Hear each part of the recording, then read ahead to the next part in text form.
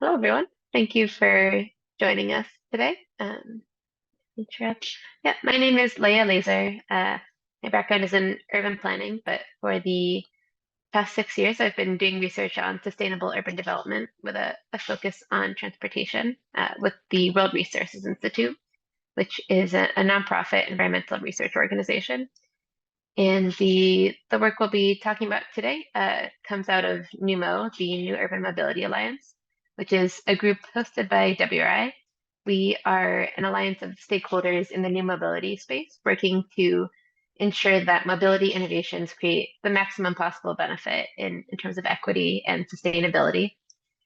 So today, as you know, I will be offering a training based on our project to develop a more standardized approach to calculating and reporting the emissions from shared micromobility. So, yeah, in terms of our agenda, a little bit of housekeeping. The training portion will last about 40 minutes, followed by the question and answer portion that will last another 40 minutes. The goals of the training will be to provide some clear context on the sources and types of emissions from shared micromobility services and how those are typically measured. So what methods and what units. Then we'll go over the main ways that you might use information about the emissions from shared micromobility services in your work, including how you collect and calculate and interpret that information without necessarily needing specialized technical expertise. So that portion will be structured around the three main use cases that emerged from our working group and from our guide. And then the training portion will be followed by a pretty in-depth question and answer session. So with us today are several members of the working group that developed this guide. They representing expert researchers, city governments, and former staff of micromobility operators. So they will also share their expertise and perspectives in responding to your questions. So thank you to all our panelists for joining today. Yeah, if you don't have panelist status and think you should, you can chat Madeline in the webinar chat. I think she's going by NUMO. Great. So to enter questions for the Q&A, starting now, you can use the Q&A feature in Zoom to enter your question. And you can also like or upvote or comment on someone else's question. For example, if you had a similar question but wanted to add a different angle, if you wanted to connect with them afterwards about that topic. So we're looking forward to your questions. And yeah, we can jump right in. So this work came out of demand from folks like you. We were hearing from our partners in city government that they were looking for reliable, clear, comparable way to understand the sustainability of different micromobility operators and to understand the impacts of their programs. But the information they were getting was all over the board, was difficult to compare, and they weren't able to use it to inform decision making in the way that they wanted.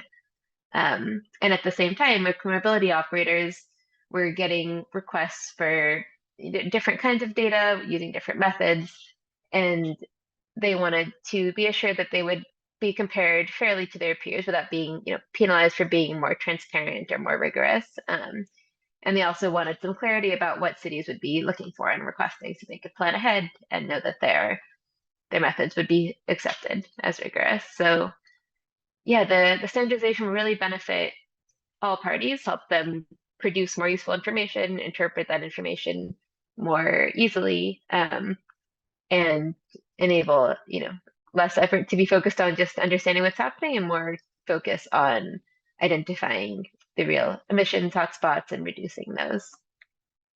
So to address this need, NUMO convened a working group that produced the guide we'll be discussing today, assessing the environmental impact of shared micromobility services. So this group was quite large. There were over 30 of us, mostly from the US and Europe, representing three different stakeholder groups: city governments, micromobility operators, and also third-party experts on micromobility and emissions assessments. So we met throughout 2022 and released this guide in the spring, which is available to download from our website. And now we are piloting the guidance with 3 cities who are testing this on the ground and giving us feedback. So we'll talk more about them later. And I believe some of our pilot participants from Solent, maybe elsewhere, are with us today. Good to see you. All right.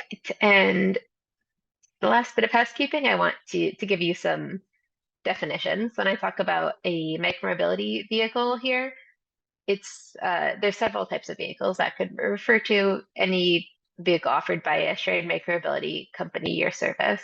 So in the US and Europe, the most common are e-scooters, bicycles, e-bikes, some e-mopeds.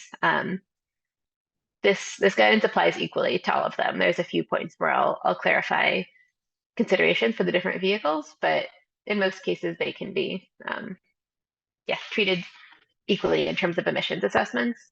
So yeah, here micromobility vehicles includes both electric vehicles, people-powered vehicles, and ones that are owned or operated by a private company or a city or both.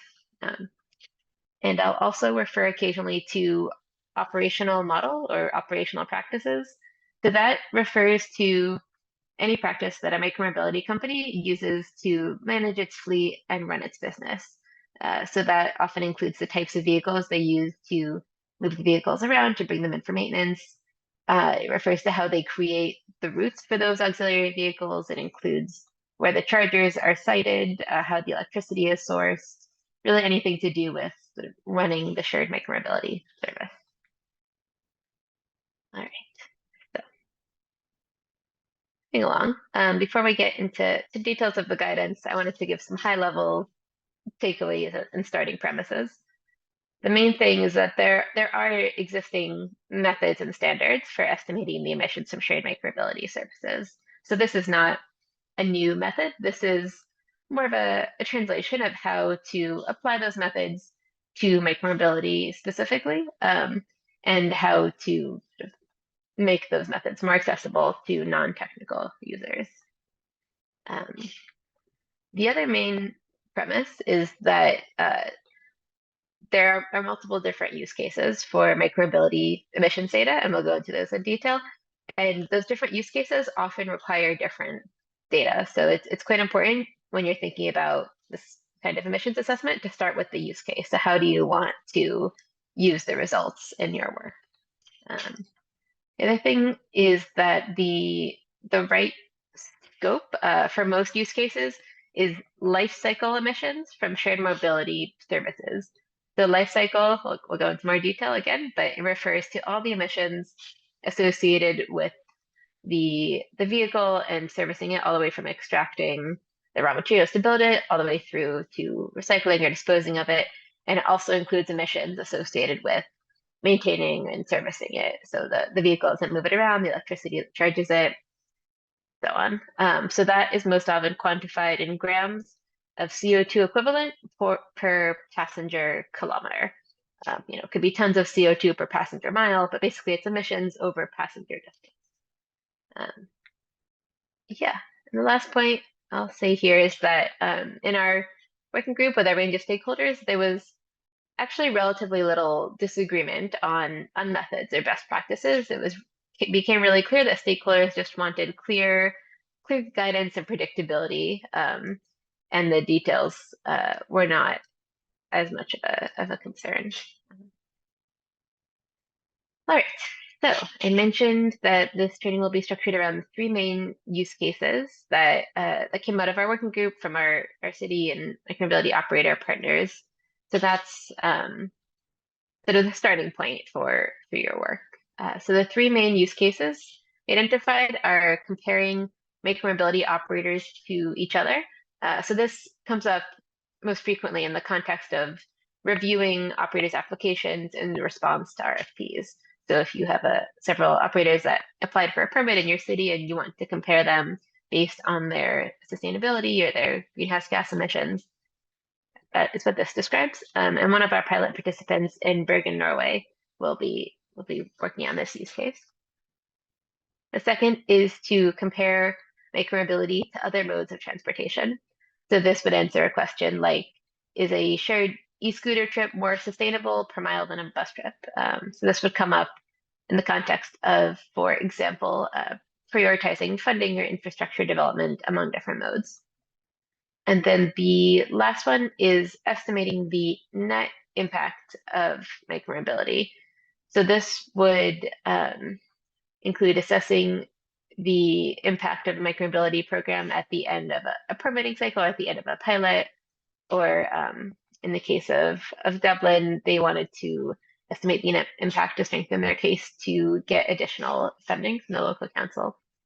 So when I say net, that includes the impact of mode shift. So this is comparing the actual emissions from your program, from your study period, to a hypothetical baseline where there was no micromobility. So that would mean, for example, shifting a trip from a private car to an e-scooter would decrease emissions. Shifting a trip from a private bike to a shared e-scooter could increase emissions slightly. Yeah, so another one of our pilot participants, Solent Transport in the UK, will be doing this for 3 cities that each have multiple micromobility modes in them with multiple operators. So it's quite ambitious. And this is the one that came up most frequently when we were looking at candidates for the pilot. Yeah, so in these use cases will be the outline for the rest of our training. So if you're not sure where your question fits, we also have this flow chart for you in the guide. And so the first and third use cases depend on LCAs. So next, I'll briefly explain what is an LCA, a life cycle emissions assessment, what can you learn from it, and how does it compare to other types of emissions assessments. But first, briefly, since we've had some other folks join us, just want to mention that you can enter questions in the question and answer feature via Zoom. The feature's already open, and we'll get to those in the Q&A portion, which will be about 40 minutes in. Feel free to start putting in your questions. You can also like other people's questions, upvote them, or comment on them. Okay, moving ahead. So what is a life cycle emissions assessment? It's a method of analysis to estimate the total greenhouse gas emissions and consumption impacts associated with a product or a service. So this is a widely used, well-established method across industries around the world. There's a large ecosystem of professional LCA analysts and standards that dictate methods and input databases for LCAs. So this is not something new or something for micromobility, but it can be applied to micromobility vehicles, of course. And so in that case, it would include, hopefully you can see my mouse. Yeah, so an LCA would include the entire life cycle here at the bottom. As we said, it includes raw materials, manufacturing, end of life. Most often, other types of transportation emissions assessments will only, for example, look at tank to wheel, which is basically tailpipe emissions, emissions from combusting fuel as the vehicle is driving. Sometimes it also is well to wheel, which refers to emissions associated with producing the fuel or energy and burning the fuel or energy, but doesn't include the materials or the end of life. But we think that LCAs are the most appropriate scope of analysis for shared micromobility services because, as we'll talk about, very little of a micromobility vehicle's emissions come from its use phase, from the tank to wheel or wheel to wheel phase. A large majority of its emissions come from the production, the manufacturing of the vehicle. Oh no, that's a later slide. I also wanted to mention most users are interested in the output that is focused on greenhouse gas emissions, but LCAs also generate data about impacts related to energy use and damages such as resource use, human health, ecosystem. So it's quite comprehensive. It's not just greenhouse gas emissions. Okay, so in an LCA, the results are typically generated and reported by phase, by life cycle phase. So this shows examples of things that are included in each phase for micromobility specifically. So most often, most attention is on the operations and use phase over here, focused on battery charging and auxiliary vehicles. But there's many other phases, and they can be divided in different ways and called different things, which isn't inherently an issue in terms of the rigor of the LCA, but it does make it a lot harder to compare when the boundaries are set in different ways. So one of the things we're trying to standardize is the phases that are used in LCAs for micromobility. So we're suggesting this division of phases based on the guidance for similar types of products. So if you're an operator or a consultant conducting an LCA, you could refer to this to structure your reporting.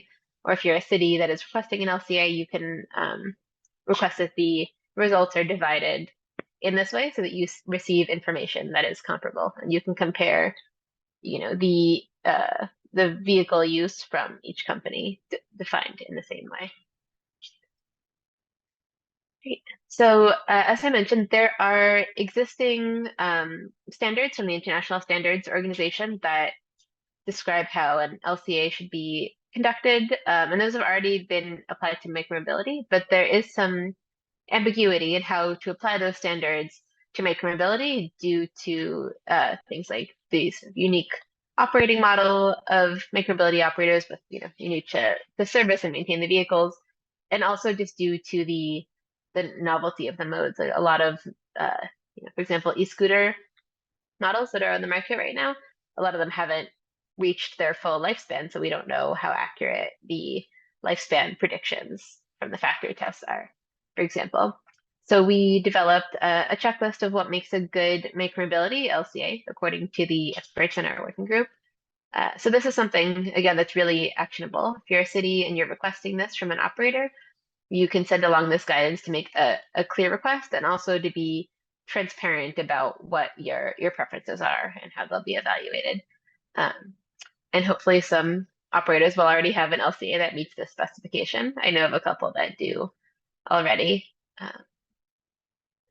Yeah.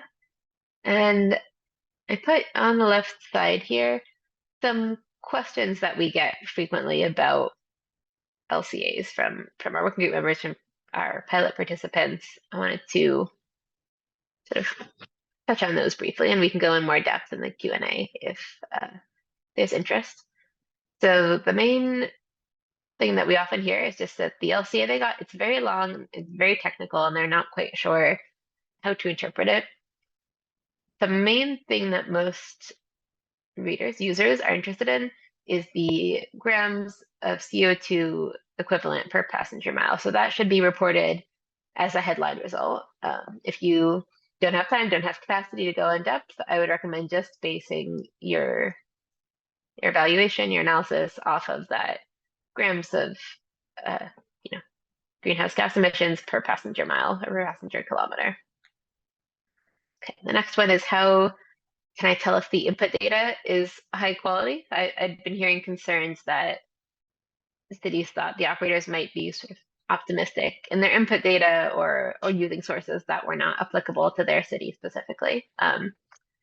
So there is a little bit small, but a data quality category matrix. It's a little bit of a long word, but it basically ranks quantifies the quality of each piece of input data on several indicators, including reliability, completeness, temporal correlation, so whether it matches the time that you're interested in, geographic correlation, so is the input data the same location as the study area, and then each input can be ranked on a score from 1 to 5, and that can be submitted with the LCA results to give a sense of the quality of the data that's informing the LCA. And then another question that we got very frequently was when cities received an LCA from an operator that was for a different city. For example, maybe Seattle, for example, I think Becky's on the call, received an LCA that referred to Paris.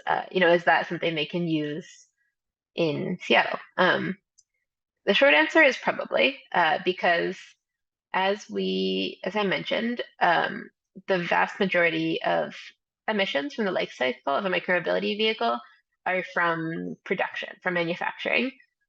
So the location where the vehicle is used would not impact the production-related emissions.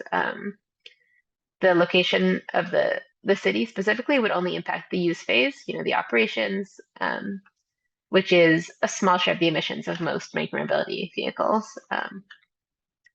Yeah, which is also separately an important point because when looking to reduce emissions, a common place that cities start is the operational practices the operators are using in the city. For example, are they using electric vehicles to rebalance them? Are they using swappable batteries? But only a small share of emissions are from operations. So one of the most impactful ways to reduce life cycle emissions per mile is just to extend the lifespan of the vehicle and spread those manufacturing emissions over more miles. So we can talk more about that later if there's interest. I think I had a slide. Yeah. So this is just to emphasize where in the life cycle the emissions come from for micromobility vehicles. So on the top here is a study from Anne de Bortoli, who's in the working group but couldn't join us. She's on holiday. But this dark blue portion here is called vehicle. That's production, manufacturing, and then servicing, which is driving the vehicles around, charging them, is a pretty small share. Infrastructure here refers to docks and roads. You can see for a shared electric scooter, private electric scooter, shared e-moped, even a shared bicycle, this dark blue manufacturing section is by far the largest share compared to, for example, a bus or car, where manufacturing is a really quite small share of its life cycle emissions, and the most of the emissions come from the use phase. So then at the bottom here, another analysis, another example. I just took a quick screenshot of the breakdown by life cycle phase of a range of micromobility vehicles. And in all cases, again, the dark blue component, the vehicle component is the largest by far. All right. So we are going to skip ahead a little bit and move on to the third use case, which is measuring the net environmental impact of a shared micromobility program.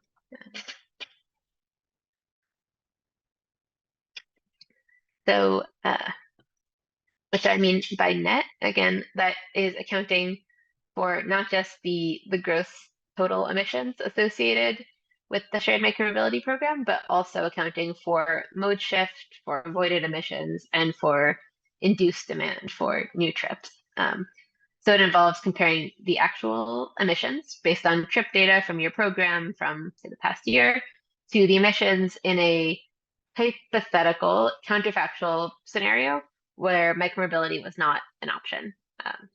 So the approach hinges on the concept of shifted miles, shifted kilometers, which are miles that were traveled using a micromobility vehicle that would have otherwise been traveled using a different mode. So again, this is one of our pilot participants. Solent is doing this for a few towns in southern England, and Portland did this a little while ago. We'll share some of that example later on.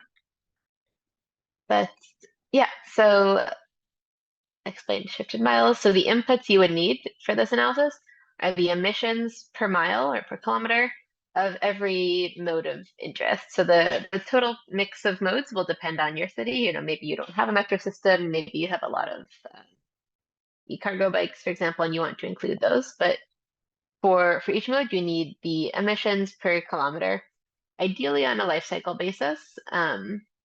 That might not always be possible, but that's the ideal.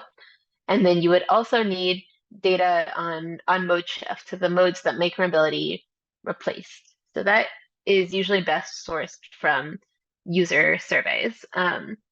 Not every city has the capacity to do a new user survey for something like this. So in the guide, we have compiled, here's just a quick shot, everything that I could find that was a mode shift survey related to shared micromobility. So I think we have it for over 30 cities and for a few different modes. Since, for example, e-bikes tend to replace longer trips or more car trips than e-scooters. Great. And then the last main input you would need is the total miles or total kilometers traveled by micromobility during the study period. And if that's not available, you can multiply the number of trips by the estimated average trip length. And I'm putting together a simple Excel calculator. That's what the screenshot is from. That helps you calculate this. It sort of has the formulas all set, and you just put in these three inputs for your city. Well, the first input is many inputs, but um, yeah, it's sort of a plug and play tool. It's not published yet, but if you are interested, I'd be happy to send you a draft. And some of our pilot participants are also sort of testing that out for us. Okay, so we talked about the data sources. Yeah, so what would the result be? So this is an example from Portland. Thank you, Mel Hogg from Portland for sharing this, and also Antoine Kunsch for making this chart. Uh, so this just sort of gives another visual representation of what net means in this context. So you can see below are emissions that have a lower CO2 emissions per passenger mile than e-scooters, which was the micromobility mode they were focusing on. And then above the line, you have the modes that were less sustainable than e-scooters, and you average up these negative and positive emissions, and you get the total avoided emissions as a result of the pilot, which in this case was about 91 metric tons. Um, yeah, or equivalent to about the emissions of 20 passenger cars, which is something I want to come back to, is the total scale of emissions that we're typically talking about here. And then, oh, yeah, and then to go back to the second use case, which is comparing shared micromobility to other modes.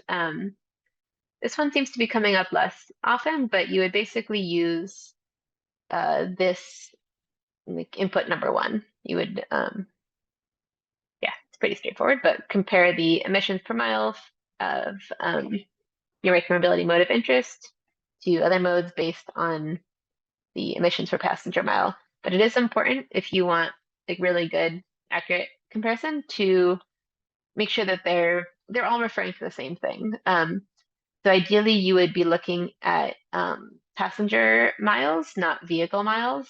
So in some case, those are the same. For the private bicycle, the passenger mile is the vehicle mile unless you have someone on your handlebars. But for a bus, for example, the vehicle emits a fixed amount per mile, but the emissions per passenger mile depends on the occupancy of the bus.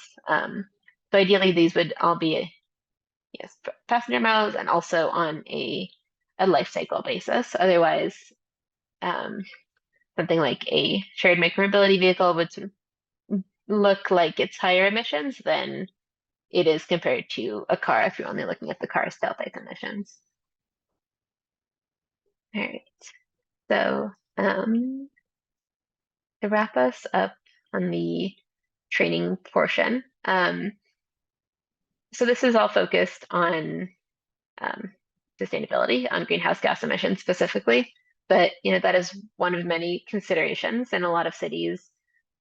Sustainability is not necessarily the primary goal of their shared micromobility program. They might be focused much more on accessibility, on helping more people reach more kinds of destinations and increasing options. And there are some cases where sustainability might involve some trade-offs with accessibility or cost. One example that came up that sort of wasn't intuitive to me at first was, I can't see the anymore, but it's probably all right. Yeah, was a case where city had sort of an equity zone where they wanted their operators to put, a certain minimum amount of vehicles to make sure that those residents of that underserved community had access to micromobility and could use it to connect to transport. But that did result in higher emissions from the micromobility program overall because it meant the operator was driving those vehicles back to that area more frequently than I might have it if that equity zone hadn't been a consideration. That's one example. I also wanted to mention that, there's, I hear in my, niche spaces, a lot of debate about whether the net emissions impact of micromobility is often positive or negative. Are they creating new trips, or are they shifting trips from cars? I think it's an open question. It seems to really depend on the city, but what is very clear is that the scale of emissions we're talking about is often quite small. Just to go back to this example, I believe it was a 8-month pilot in 2019 in Portland. The micromobility pilot avoided the emissions associated with 20 passenger cars, which is not at all to speak negatively about the program in Portland. Just to note that these are pretty small vehicles that are a pretty small share of the total trips in a given city. So, um, it can be worthwhile to consider matching the level of effort of emissions assessment to the scale of emissions that are being discussed. Yes, but that said, on the flip side, even though the total number of trips or emissions that we're talking about with shared micromobility might not be large, this I think is often the first time that cities are grappling with how to assess the emissions from electric multimodal mobility system. And this will become much more important, moving into the future as a larger share of vehicles become electric, including both private vehicles, private cars, and transit buses, for example.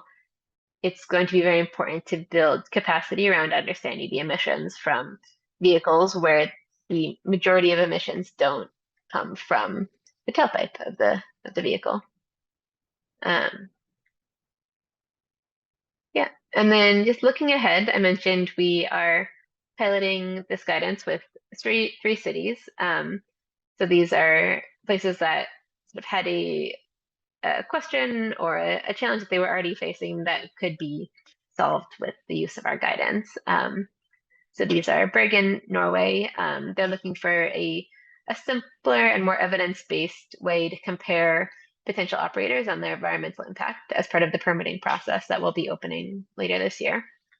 And then, as I mentioned, Solent Transport in the UK, they'll be estimating the net environmental impact of the micromobility programs from several neighboring cities with a few different end use cases, but one of which is to inform the ongoing national level debate about legalizing e-scooters, since they are currently only able to operate as pilots in the UK.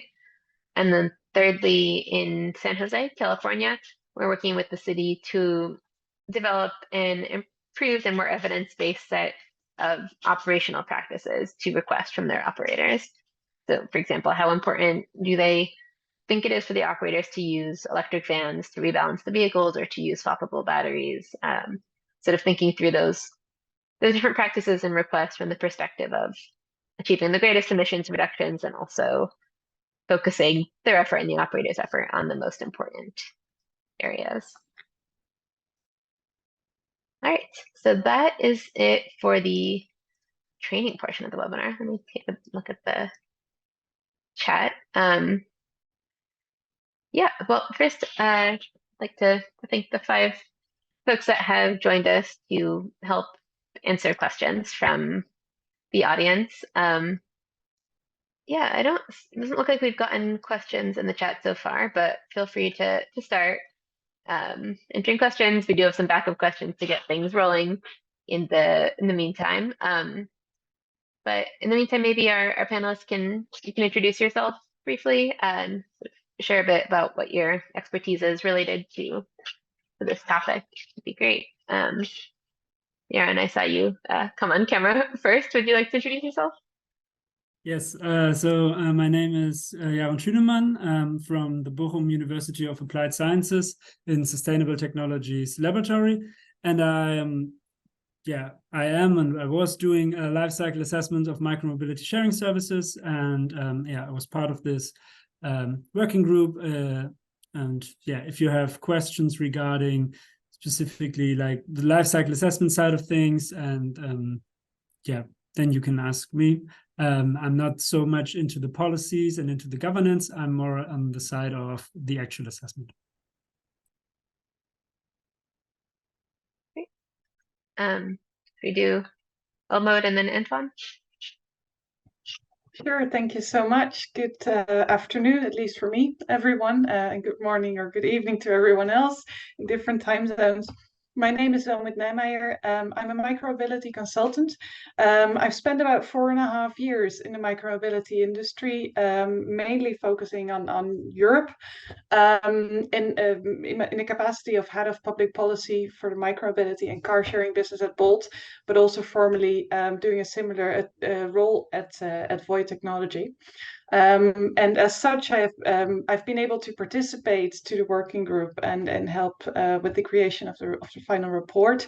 But I've also had the pleasure of working with an external agency that was doing LCA analysis for us on a regular basis, being able to be part of the process of inputting, discussing things with her, really trying to understand how these things work and how we can make these work for cities as well.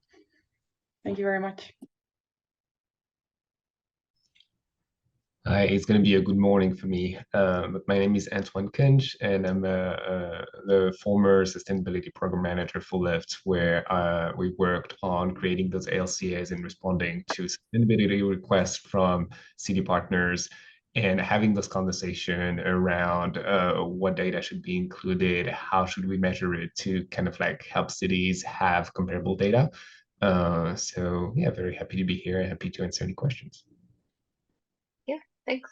Just wanted to note, if this didn't stand out, we have two folks here that used to work with micromobility operators and no longer do. So if you wanted to ask a question that they might be able to answer more candidly, that they're not with the company, this might be an opportunity. But anyway, yeah, Mel, Bryan, please go ahead. Hi all, I'm Mel Hogg. I'm also a good morning, calling in from Portland, Oregon. I work with our Bureau of Transportation. I'm in a different role than I was when I was working on the NUMO micromobility and emissions assessments. And in that role, I was on our transportation policy team and had a background in climate policy, so that intersection working with climate and transportation meant I was the one who took on reviewing the life cycle assessments that were received as part of our e-scooter pilot project. And so trying to understand the relative emissions from each company and then how those compared to other modes. So a lot of the use cases that the guide actually speaks to are things that we were grappling with sort of on the fly and in-house, and wish that I'd had something like this at the time.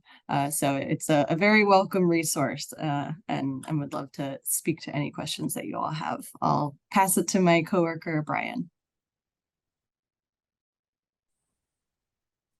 Thanks, Mel. Morning, everyone. I'm Bryan Nguyen, he, him pronouns. I'm the shared micromobility coordinator at the Portland Bureau of Transportation. And I work on Biketown, our bike sharing service, as well as e-scooters. I mostly work on the operation side and from the regulatory perspective. And I work on station design and bike parking design as well. I'm more focused on the operations of the companies. I also come from a sustainability background before working at Peabody, so I understand the end of life and the reuse process from that climate change perspective. Thanks again, all of you for joining. Some of you quite early. So our first question is from Moaz Ahmed. Thank you. He or they are asking, has there been any calculations of the emissions of micromobility systems that are connected or integrated with transit versus those that are not integrated? And they're working on a project integrating micromobility with the regional transit agency. Yeah, does anyone want to jump in on that one? I can make an attempt. As far as I know, most of the studies that have been done focused mainly just on the micromobility operations as a standalone. But it would be a really great thing if that would be studied as well. I can imagine that some of the user surveys that have been done that give us an idea of mode shift could give us a first sort of tentative idea of what that would look like, but I'm currently unaware of anyone looking into the connection between the two and what the impact on emissions is of that. If I can follow up on that one, I definitely agree. Like some of those studies on mode shift can provide some insights in this. One recommendation I would have is to look at studies that are looking at mode shift data, but within different geographies and cities that may have different profiles in terms of public transit. That may give you some additional information around what the impact of micromobility is going to be on the carbon emissions of a city, depending on the kind of profile of tram, buses, and other public transit solutions that they may have. Yeah, thanks. Yeah, something else I wanted to tease out here that you might be aware of is that being integrated with public transit can mean a lot of different things. In some cases, it's just making sure that there's some scooters that are often available near a train station, for example, all the way up to the most complex end where there's an integrated, payment or ticketing system where you can pay once with one card and then go from a bus to a metro to a shared bike, for example. So I think those would have different levels of impact on user behavior. There's also something to look at.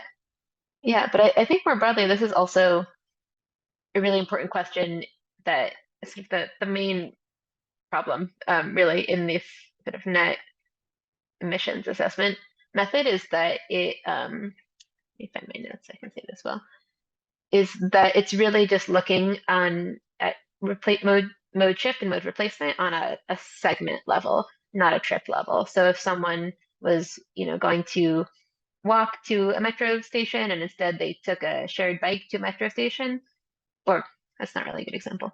If someone was going to, drive to their destination, but because micromobility was available, they took that shared bike to the metro and then took the metro for the rest of their journey, that might, not really be reflected in this emissions assessment the way that the availability of micromobility connects people to public transit in a more rigorous way. You would just see that.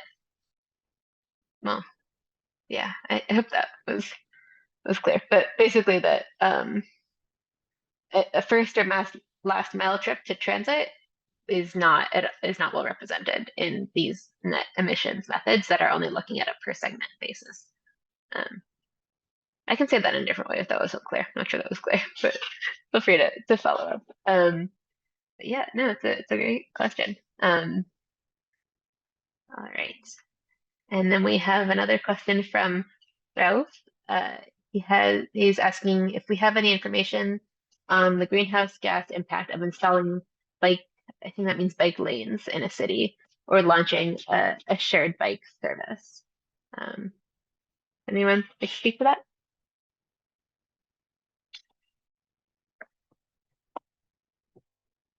We can also take a stab.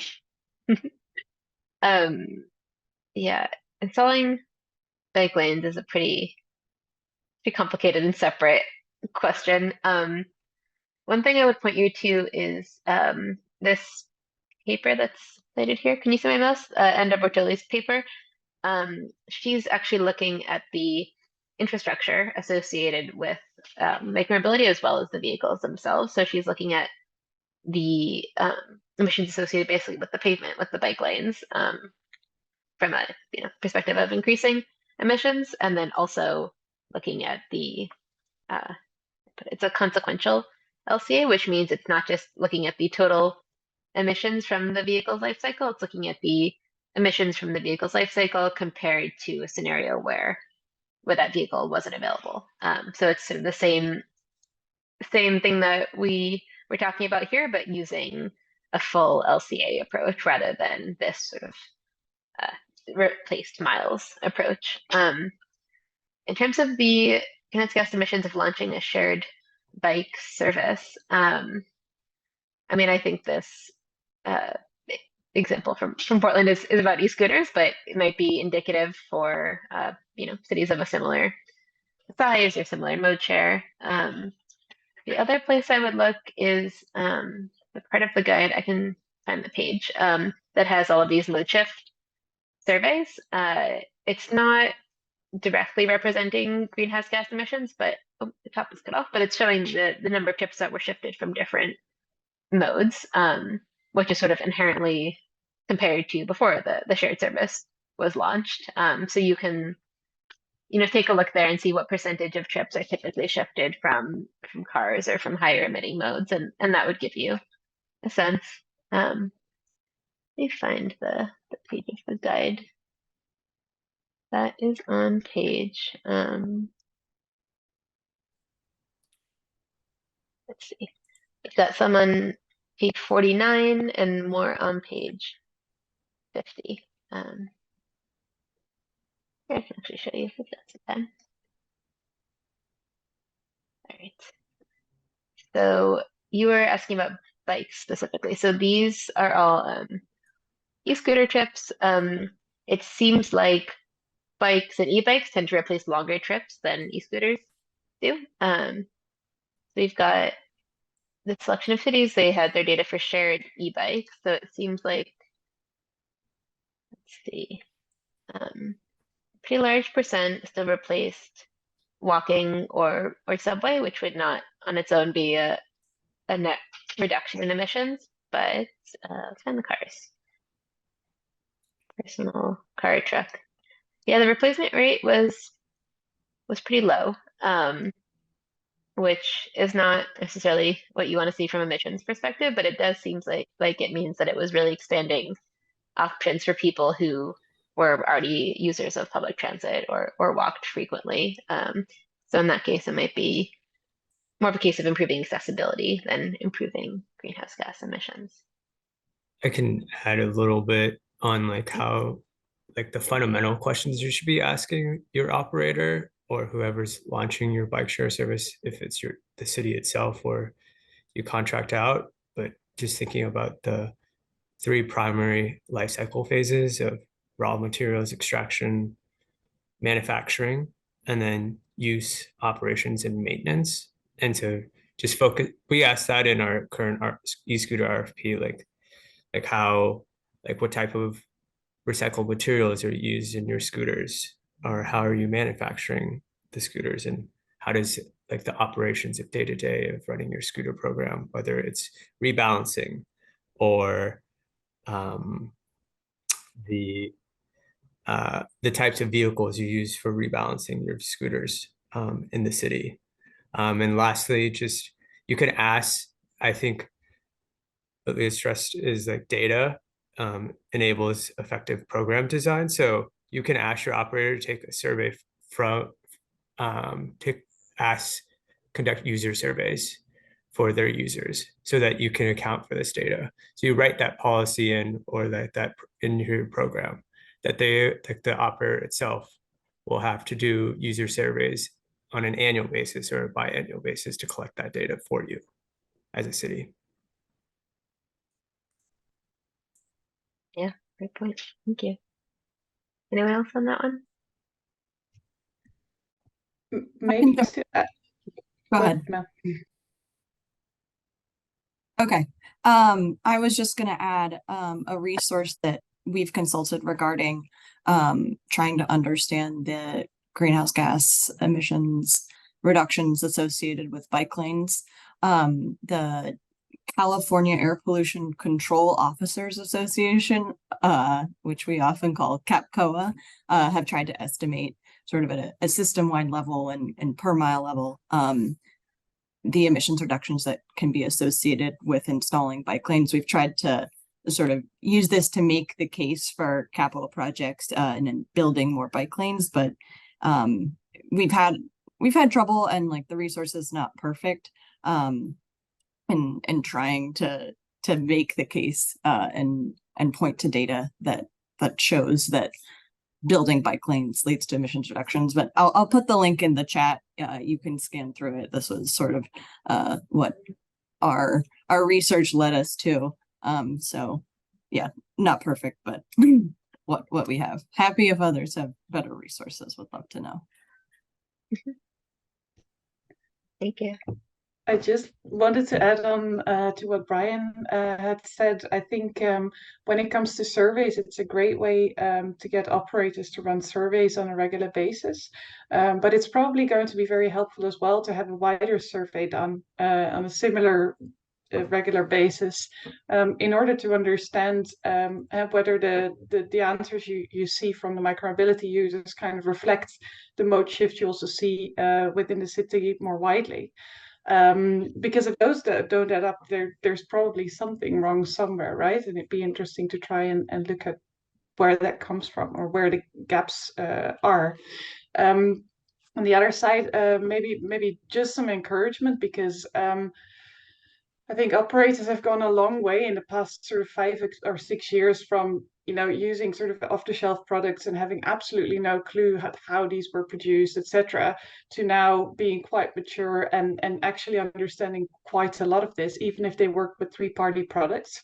But there are still bits and pieces that they don't know sometimes.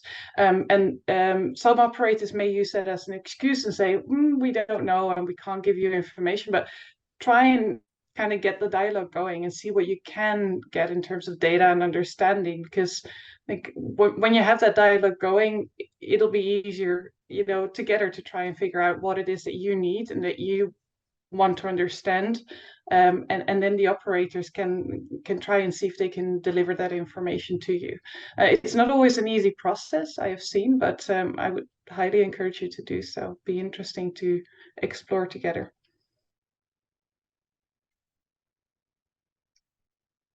Thank you. So I think we can go now to one of the questions that was submitted in advance via the registration form. They were asking what are the options for understanding the air quality and emissions impacts of a shared micromobility program? Who wants it?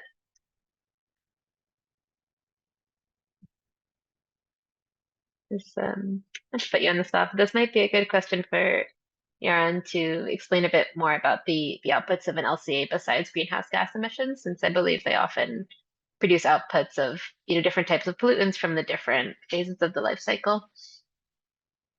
Yeah, so when you think about these like particulate matter emissions and things like this, of course, when you look at electric vehicles, you don't have tailpipe emissions. So like, the emissions like in terms of ecotox and stuff, they might occur along the value chain, along the within production of the e-scooter. So there it's important to have the whole scope. And and the life cycle assessment tool, basically, you have like the software that is behind it, where all the processes for manufacturing an e-scooter and everything, they like the steel production and everything down the pipe, they already have like data sets on what does this mean in terms of other categories such as air pollution and such as ecotox or other impact categories.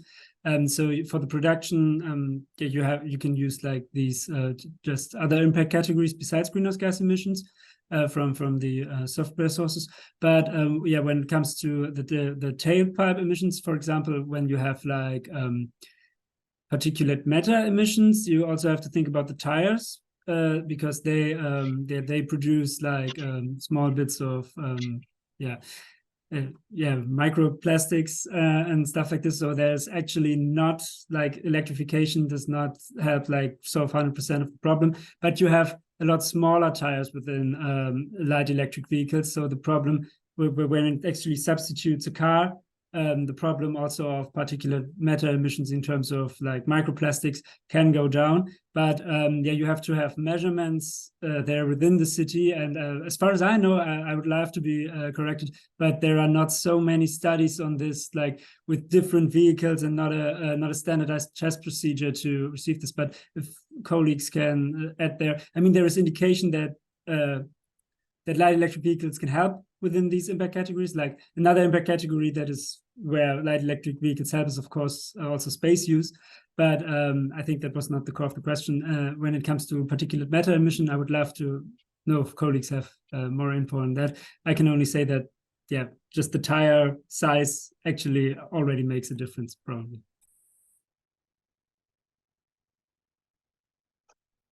Thank you. Did anyone else want to add, or should we move to the next question? Right. So William asking, I'm personally having a little bit of trouble interpreting this, but maybe it's more clear to some of you. He's asking, have any of the pilots considered greenhouse gas calculations as part of the mode shift strategy for city climate action plans? I think, well, is that clear to someone who wants to respond?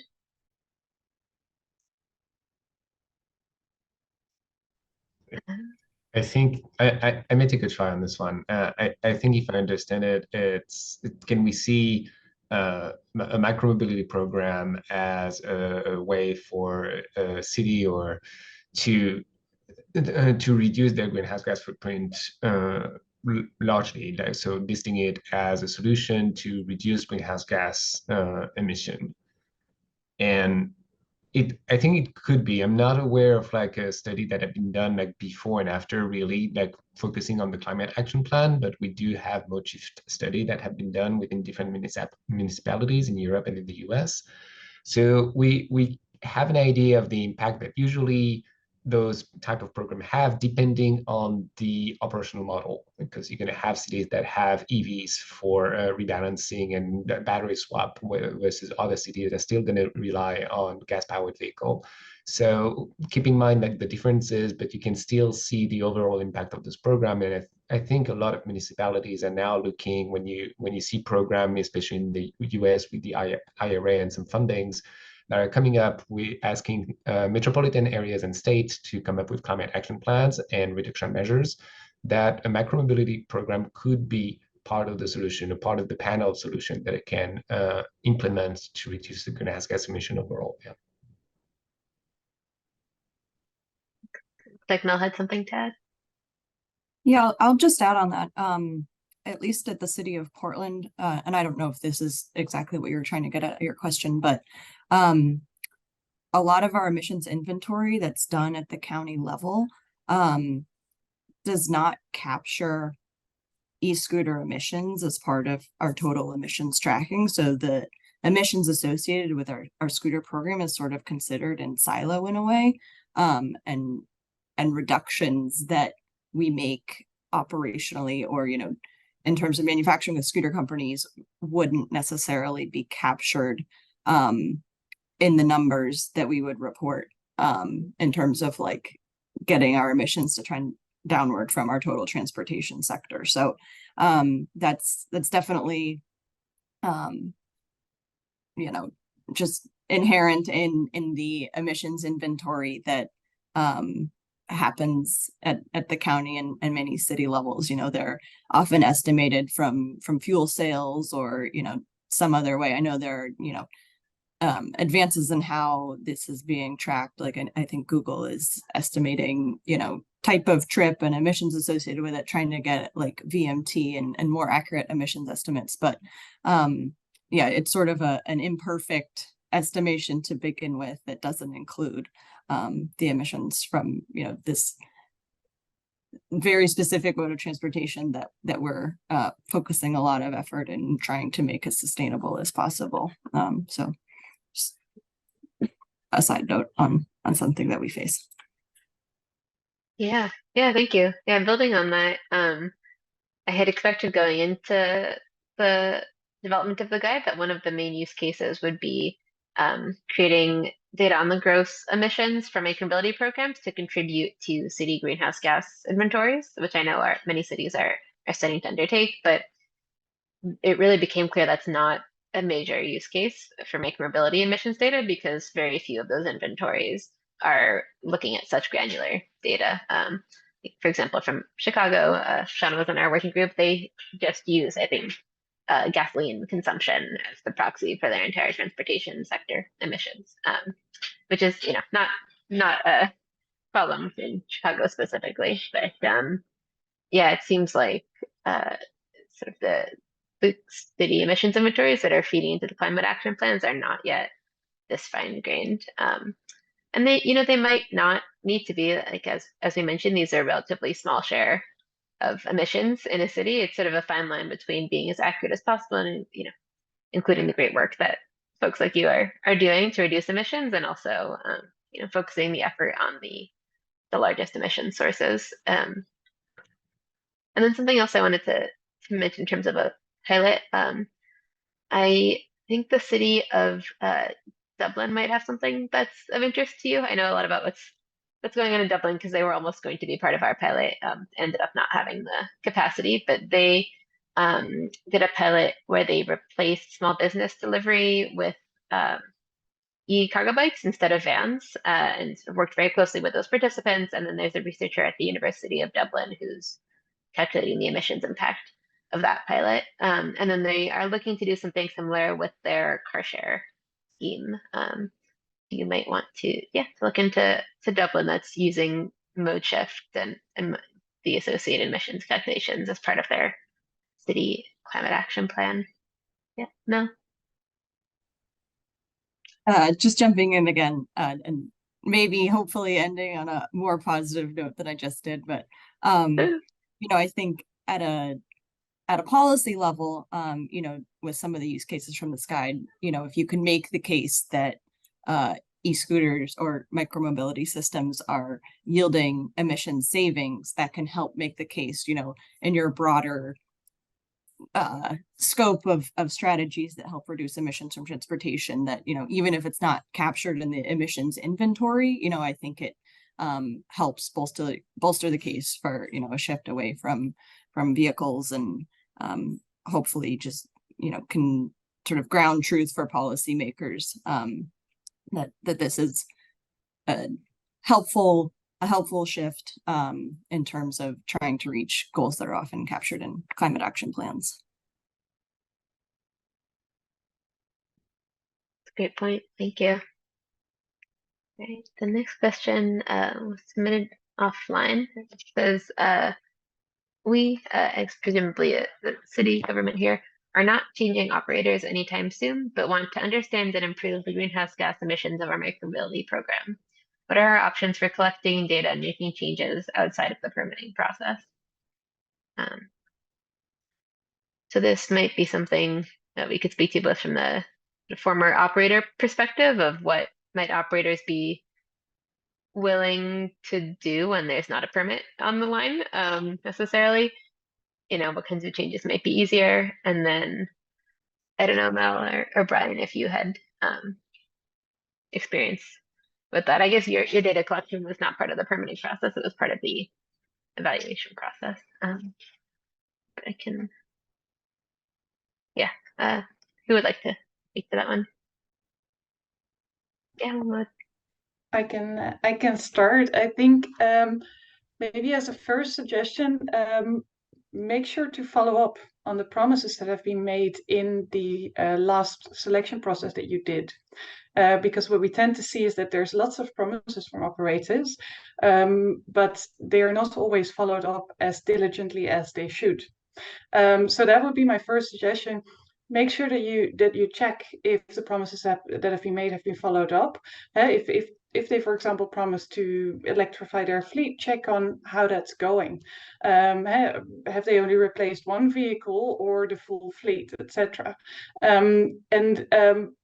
Based on that, I think you will start receiving data on a more regular basis, because you'll probably find that not all the promises have been fully delivered just yet. And I think that is a good segue for you to actually start asking for certain types of information on a more regular basis, but also to start that conversation about, hey, we love what you've promised here, and we want to get to that level as soon as possible, but what is next after that, and can we work on that? That would be my first suggestion for you.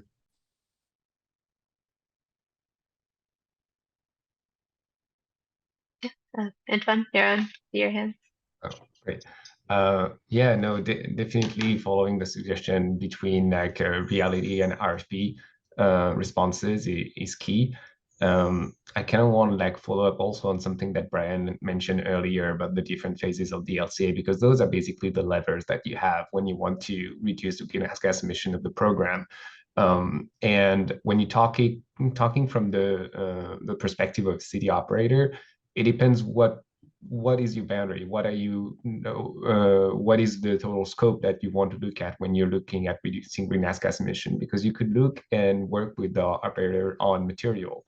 And that was mentioned before, like increasing the percentage of recycled material within the manufacturing phase.